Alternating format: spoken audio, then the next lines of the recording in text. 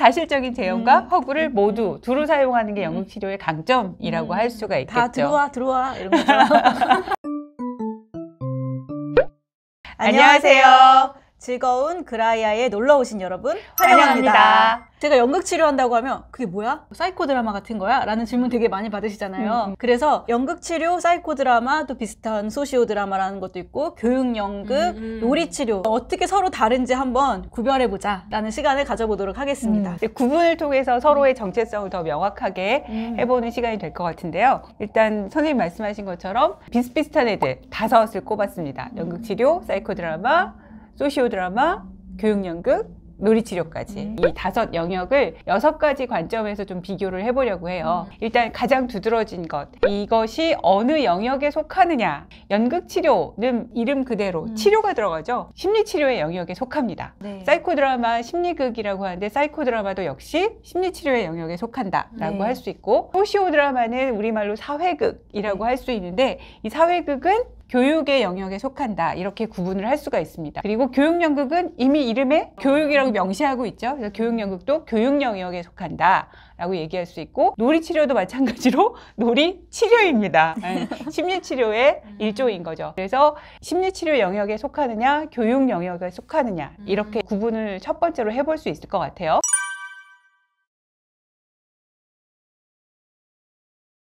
그 다음에는 어떤 대상을 주로 만나느냐, 혹은 어떤 대상에게 적용할 수 있느냐, 이런 관점에서 또 구분을 해볼 수가 있을 텐데, 연극치료는 개인 치료도 가능하고 집단 치료, 집단 상담도 가능합니다. 이게 이렇게 굉장히 유연하게 호환될 수 있다는 강점을 지니고 있죠. 그거에 비해서 두드러지게 가장 비교되는 지점이 사이코 드라마예요. 사이코 드라마는 여러 사람이 모여서 하잖아요. 네. 대체로 집단이 모여서 하게 되는데, 집단이 모여서 하긴 하지만 그것이 초점을 두는 대상은 주인공 한 명이죠. 그래서 개인 치료다라고 얘기할 수 있습니다. 그리고 집단에게 적용하는 건 되게 어려워요. 그러니까 집단에게 적용할 수 있는 유일한 방법은 뭐냐면 돌아가면서 다 주인공을 하는 거죠. 그러니까 그렇게 하지 않은 이상은 집단 자체를 초점을 두고 운영할 수는 없는 그런 방식이라고 할 수 있죠. 소시오 드라마는 사회극이잖아요. 그래서 소시오 드라마 형식 자체가 집단 규모로 진행이 될 뿐더러 집단을 주제로 하죠. 개인 치료가 그 개인이 갖고 있는 갈등이나 문제들에 중심을 둔다면, 소시오 드라마는 집단의 문제에 관심을 가져요. 예를 들어 학교 폭력의 문제라든지 성차별의 문제라든지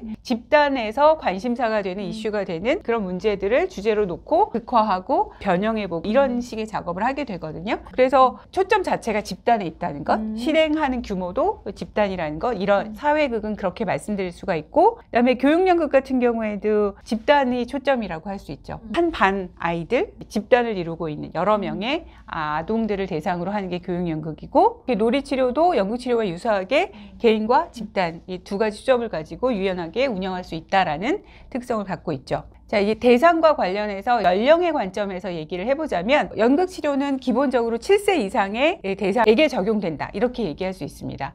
물론 7세 이전에도 연극적인 방식으로 실행을 할 수 있지만 그건 엄밀하게 구분해서 연극치료라고 구분하기보다는 놀이치료라고 그렇게 명명하는 것이 더 정확할 거고요. 연극치료와 놀이치료 이외에 심리극이나 교육연극이나 사회극 모두 연극치료와 비슷하게 7세 이상의 대상을 전제한다.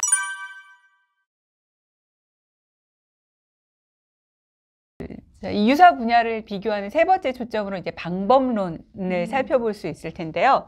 이 5가지 분야가 헷갈리는 가장 중요한 이유가 이 방법론에 있죠. 모두 다 극적인 방식을 사용한다라는 그 유사점 때문에 헷갈리는 거거든요. 그렇지만 이것도 좀 자세히 들여다보면 큰 차이가 있습니다. 사이코 드라마 그리고 소시오 드라마, 이 2 영역에서 사용하는 극적인 방식은 대체로 역할 연기라고 말씀드릴 수 있어요. 롤플레이 혹은 롤플레잉이라고 영어로 말을 하죠. 이 역할 연기는 연극 치료나 교육 연극이나 놀이 치료에서 사용하는 방식보다 영역이 좁다라고 말씀드릴 수 있습니다. 지금 제가 비교한 연극치료와 교육연극과 놀이치료에서는 극적인 표현의 전 범주를 활용한다, 이렇게 달리 비교해서 말씀드릴 수 있어요. 역할 연기와 대비되는 개념으로 극적 표현의 전 범주, 이거를 약간 다른 식으로 또 설명을 드리자면 NEPR을 다 활용한다, 이렇게도 말씀드릴 수 있어요.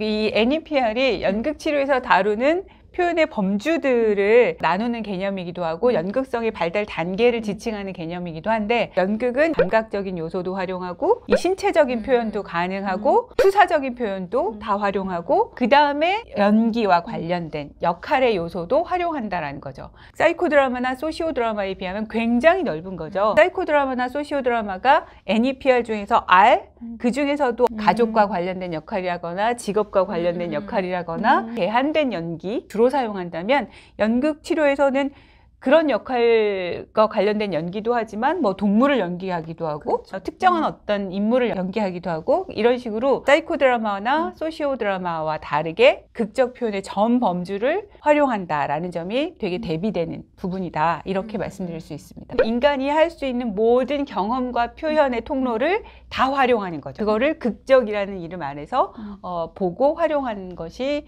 특징이기도 하고 대비되는 지점이다, 이렇게 얘기할 수 있어요.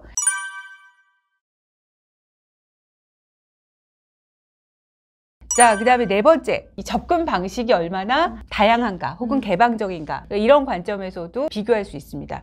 제이콥 모레노가 이 사이코 드라마를 만들었는데, 사회극 역시 제이콥 모레노의 작품이라고 할 수 있습니다. 제가 작품이라고 말씀드리는 이유는 연극치료나 교육연극이나 놀이치료나 이런 영역들이 어떤 한 사람이 창작한 거라고 볼 수 없거든요. 굉장히 여러 사람들이 의견이 섞이고 그들의 접근 방식들이 막 이렇게 서로 축적되고 변형되고 혼용되고 여러 사람들이 만들어낸 거라면, 사이코 드라마와 소시오 드라마는 제이콥 모레노라는 한 사람의 창작물이라고 볼 수 있어요. 그래서 그거를 누가 변형하거나 건드릴 수 없어요. 처음에 모레노가 제시한 구도, 설계한 방법론 안에서 이것들이 쭉 역사적으로 변하지 않고 이렇게 전수되어 오고 있다고 말씀드릴 수 있습니다. 그런 점에서 개방성이 적다, 폐쇄적이다 라고도 말할 수 있죠.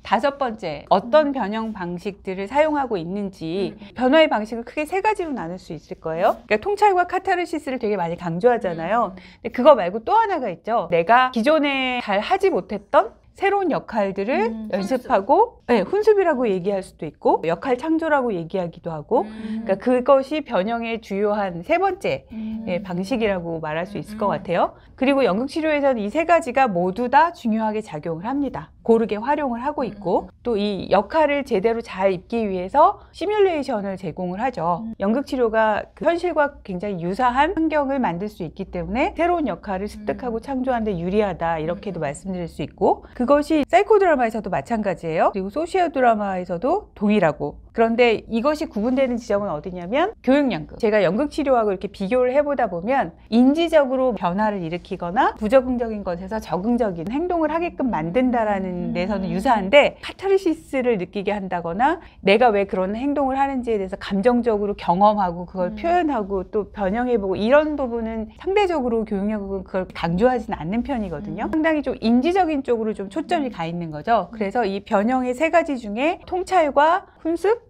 혹은 뭐 새로운 역할 습득, 이것은 사용하지만 감정 표현이나 감정의 정화, 이런 부분들은 상대적으로 적다, 이렇게 구분을 할 수 있을 것 같아요. 물론 이 모든 비교들이 거친 비교다라고, 그건 기본적으로 갖고 가는 거죠. 세밀하게 들여다보면 겹쳐져 있는 부분이라거나 개인마다 실행하는 방식에 따라서 초점을 달리할 수 있지만, 멀리서 거리를 좀 두고 봤을 때 거칠게 이런 분류가 가능하다라는 정도로 이해해 주셨으면 좋겠어요.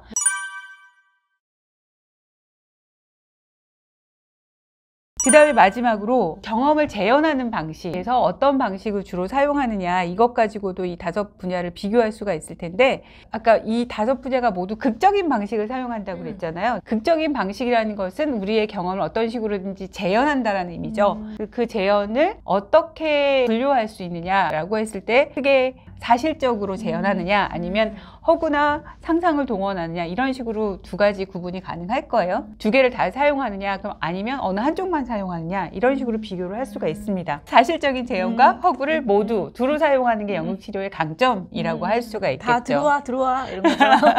사실적으로 접근했을 때는 뭔가 단기간에 빠르게 확 접근해서 감정을 이렇게 건드린다거나 이런 식의 접근이 용이하다는 거. 위험성 중에 하나는 자기 노출 때문에 두려움 문제점을 자극하거나 부작용 같은 것들이 생길 수도 있죠. 그거에 비해서 허구를 사용할 때는 좀 더 안전하다. 이런 장점을 갖고 있습니다. 근데 사이코 드라마와 그 소시오 드라마는 참여자의 경험을 사실적으로 재현하는 것, 이 한 가지 방식만 사용하죠. 그것이 연극치료와 가장 대비되는 지점 중에 하나라고 할 수 있습니다. 그 다음에 교육연극에서 놀이치료 역시 현실과 허구를 다 사용할 수 있습니다.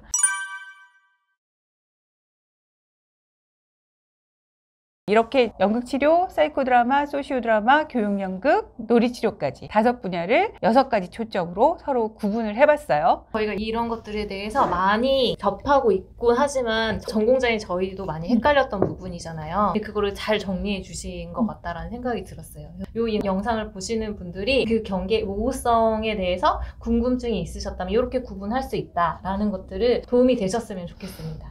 네. 고생이 많으셨습니다. 네, 그럼 오늘 여기까지 할까요? 우리는 모두 즐거운 그라이아이.